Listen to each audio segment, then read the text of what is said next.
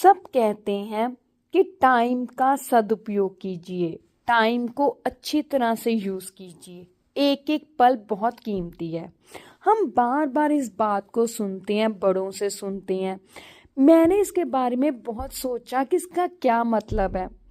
अब जब मैं अपनी ज़िंदगी में इस चीज़ को अप्लाई कर रही हूँ तो अब मुझे इसका बेनिफिट पता चला और इस चीज़ का एडवांटेजेस क्या है वो पता चली।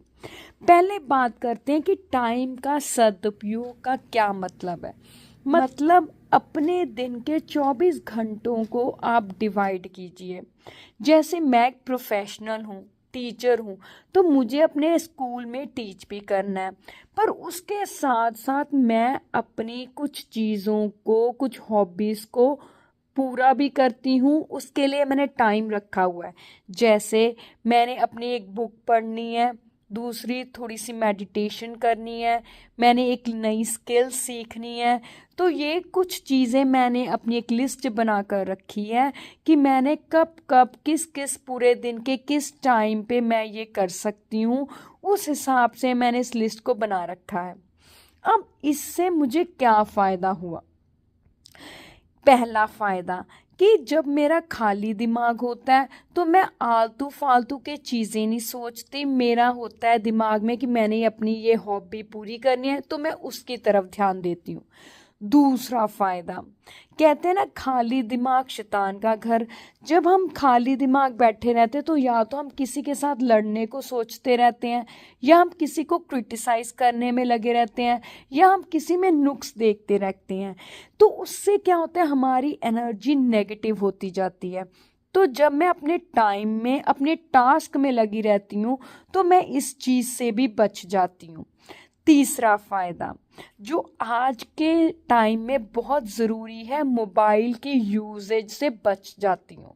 देखिए, जब जैसे कि मैंने अपने रूटीन में एक ज़रूरी काम रखा है कि मैंने रोज़ की रोज़ 1 पेज या 2 पेज बुक का पढ़ना ही पढ़ना है। तो जब मैं उस बुक को पढ़ती हूँ तो मज़ा आता है, तो मैं पढ़ती जाती हूँ। अगर मैं वो अपना ना हॉबी रखूँ तो उसकी बजाय मैं क्या करूँगी फ्री टाइम में। ऑब्वियसली आज का सबसे बड़ा पास टाइम क्या है, मोबाइल। तो मोबाइल में भी मैं क्या देखूंगी, सारा दिन यूट्यूब, इंस्टाग्राम, फेसबुक पे जो रील्स है, शॉर्ट वीडियोस, वही देखी जाऊंगी। और उससे क्या होता है, मेरे माइंड पे नेगेटिव इफेक्ट पड़ता है, क्योंकि कंटेंट कंज्यूम हो ही जा रहा है और वो ही मेरे थॉट्स बन बन के निकली जाते हैं, जिससे मेरा दिमाग थक जाता है। किसी पॉइंट पे जाके मैं इतनी अपने आप को फ्रस्ट्रेटेड फील करने लग जाती हूँ। होता है ना आपके साथ? आई एम श्योर ये सबके साथ होता होगा। क्योंकि हमने अपनी ज़िंदगी में कोई गोल या कोई टास्क ही नहीं रखा करने के लिए। बस हम कहते हैं घर का काम या हमारी जो रिस्पॉन्सिबिलिटी प्रोफेशन है वो। उसके अलावा भी हमारी कुछ हॉबीज़ हैं जिसको हमें करना चाहिए। इसकी वजह से हम मोबाइल की फालतू की रील्स को देखने से बच जाएंगे और इससे हमारा माइंड भी बहुत रिलैक्स रहता है ना।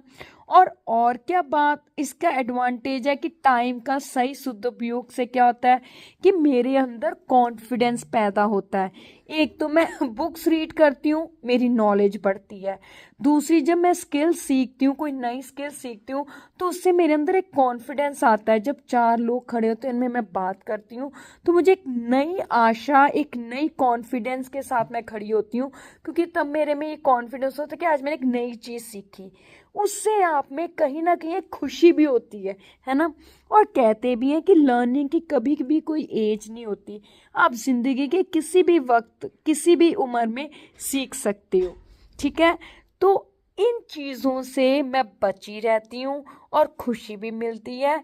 तो इसीलिए अपने दिन के 24 घंटों को प्रॉपरली डिवाइड करूं अपने टास्क में, अपनी रिस्पॉन्सिबिलिटी में, अपनी ड्यूटीज़ में। अगर नहीं विश्वास तो आप खुद करके देखिए। अपने टाइम टेबल को बनाइए, 1 हफ्ता कम से कम लागू करके देखिए और फिर उसका रिजल्ट देखिए और मुझे कमेंट्स में ज़रूर बताइएगा।